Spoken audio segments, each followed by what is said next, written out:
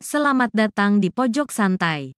Sebelum Anda mendengarkan audiobook ini, kami menginformasikan bahwa channel ini adalah review audio dari buku yang ada di Indonesia. Untuk membaca keseluruhan buku ini, kami menyarankan membeli buku aslinya di toko buku kesayangan Anda, baik offline maupun online. Keberadaan channel ini dimaksudkan untuk membantu Anda mendapatkan pengetahuan dari buku-buku kesayangan Anda. Jangan lupa untuk subscribe, like, dan komen. Selamat datang di Pojok Santai, channel khusus yang membahas komik dan novel dengan cara asik. Tiba-tiba, Wiro Sableng alias pendekar kapak maut Naga Geni 212 mendapati ada seseorang yang meminta tolong kepadanya. Siapakah seseorang itu? Yuk langsung saja disimak video berikut ini.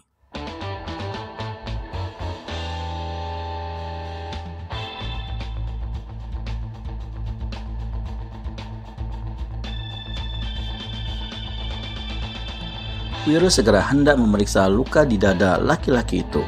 Sewaktu tiba-tiba sekali, 5 orang berpakaian serba hitam, bertampang buas, menyeruak dari balik semak belukar. Salah satu di antaranya, mereka memegang sebatang golok yang basah oleh darah.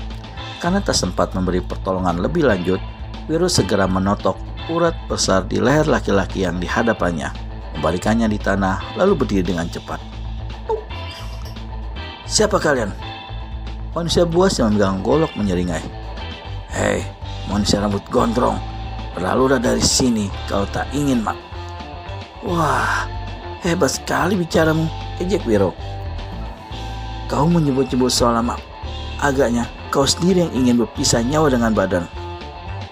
Dan alas, tak ada seorang pun yang boleh bicara kasar terhadap anak buah Bayunata." Laki-laki itu memutar goloknya dengan sebat. Wiro Sableng keluarkan siola nyaring. "Oh, jadi kalian adalah monyet-monyetnya si Bayunata ya? Bagus, majulah sama-sama agar lebih cepat aku bisa merenggut nyawa kalian." Sambil berkata begitu, Wiro berkelit mengelakkan serangan golok yang ganas berbahaya. Anak buah Bayunata menjadi penasaran melihat serangannya mengenai tempat kosong. Cepat kilat dilancarkannya lagi satu serangan susulan yang lebih berbahaya. Namun saat itu Wiro telah lenyap dari hadapannya. Sebelum dia sempat mengetahui di mana pemuda itu berada, satu jambakan telah mencengkeram rambutnya dan di lain kejap tubuhnya terbanting keras ke tanah. Perampok itu mengeluh tinggi. Untuk beberapa lamanya dia terkapar di tanah tanpa bisa bergerak. Tulang-tulangnya serasa remuk, pemandangannya gelap. Goloknya telah terlepas entah kemana. Shred! Suara golok dicabut terdengar susul menyusul.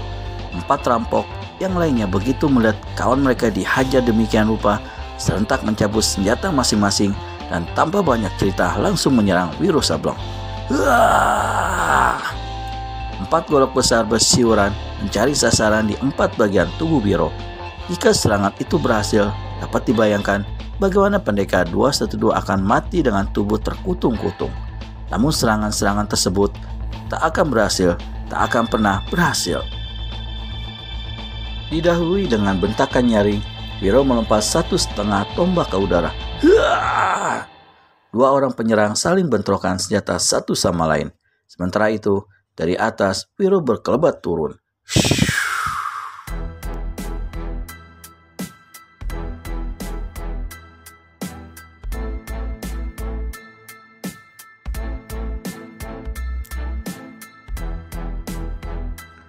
Kaki kanan dan tangan kirinya menahan serangan. 2 pekik kematian terdengar.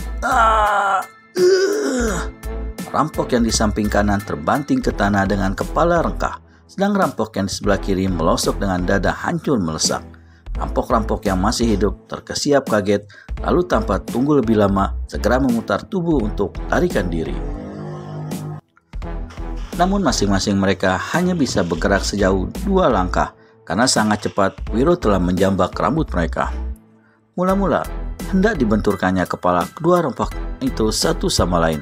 Tetapi setelah berpikir sejenak, dengan menyeringai, Wiro melemparkan keduanya ke dalam telaga. jerit mereka sambil menggelepar-gelepar dalam air. Keduanya laksana gila, berteriak dan menggelepar. Tubuh mereka sedikit demi sedikit mulai tenggelam. Semakin keras dan cepat gerakannya mereka buat, semakin lekas tubuh mereka amblas ke dalam tanah. Beberapa menit kemudian, keduanya lenyap dari permukaan air telaga.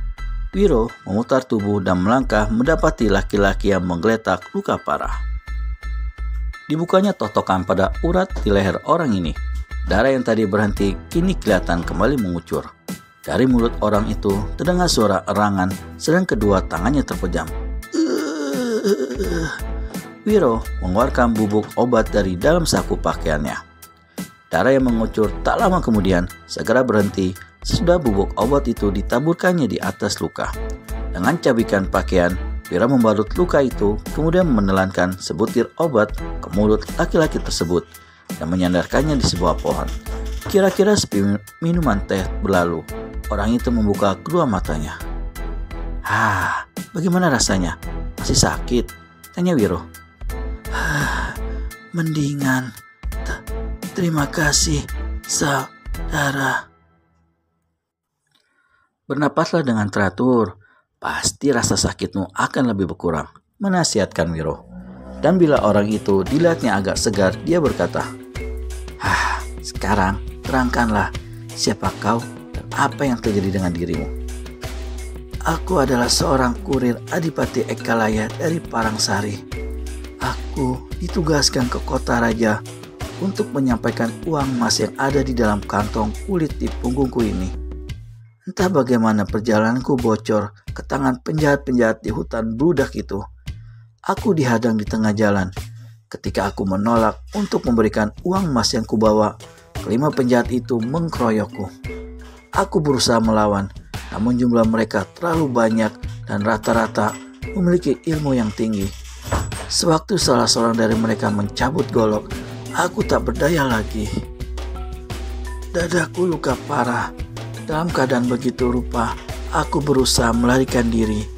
Aku sampai di tempat ini dan bertemu kau. Laki-laki itu meraba dadanya sebentar, lalu menarik napas panjang dan berkata lagi, Aku berutang besar padamu, saudara. Berutang nyawa. Sebagai balasan, aku tak bisa memberikan apa-apa. Kuharap kau mau mengambil sepertiga dari uang emas yang ada di dalam kantong kulit ini.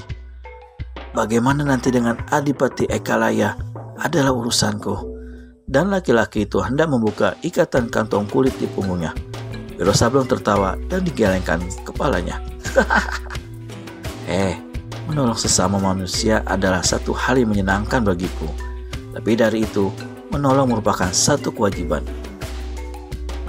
Menolong berarti tanpa pamrih, tanpa mengharapkan balas jasa. Karenanya, jangan sebut-sebut segala hutang nyawa dan segala pembalasan. Uang ini kuberikan dengan penuh rasa rela dan aku yakin Adipati Ekalaya tidak keberatan. Sudahlah sobat, sebaiknya kita tinggalkan tempat ini. Sebentar lagi matahari akan tenggelam dan malam akan tiba. Keduanya berdiri. Aku akan antarkan kau ke tepi sungai. Kau bisa melanjutkan perjalanan ke kota raja dengan menumpang perahu. Kata Wiro pula. Laki-laki itu mengangguk. Ketika malam tiba, mereka sampai di satu tikungan sungai di mana terdapat sebuah pangkalan perahu tumpangan. Kita berpisah di sini ya sobat. Selamat jalan.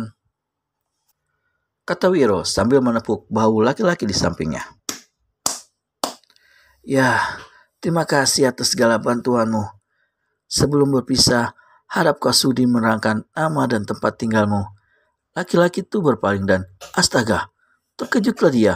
Wiro Sableng sudah lenyap dari sampingnya. Sekarang, marilah kita ikuti perjalanan dua tua bangka cabul, yakni Damasoka alias Santu Kuning dan nenek-nenek bermuka hitam bermata satu, si Camperenik. Dengan mengandalkan ilmu lari masing-masing, menjelang tengah malam, mereka berhasil mencapai Bukit Gong, tempat kediaman Munding Wirya. Pada saat itu, Munding Wirya tengah hendak bersemedi. Beberapa kali telah dicobanya untuk menutup panca inderanya, namun sia-sia belaka. Dia sama sekali tak dapat memusatkan pikiran, sedang entah karena apa hatinya selalu tidak enak. Dihalanya napas panjang, dibukanya kedua matanya kembali. Di sampingnya tertidur pula gadis cilik yang akan menjadi muridnya. Setelah lewat kira-kira sepeminuman teh, Munding Wirya coba untuk bersemedi kembali. Namun lagi-lagi dia tak bisa memusatkan pikirannya. Selagi dia termenung di ombang-ambing jalan pikiran yang tak menentu, mendadak telinganya yang tajam mendengar suara di luar. Gerangan apa yang dengar Munding Wirya? Temukan jawabannya di video selanjutnya hanya di channel Pojok Santai. Segera subscribe dan tekan tombol lonceng untuk mendapat notifikasi video terbaru dari kami.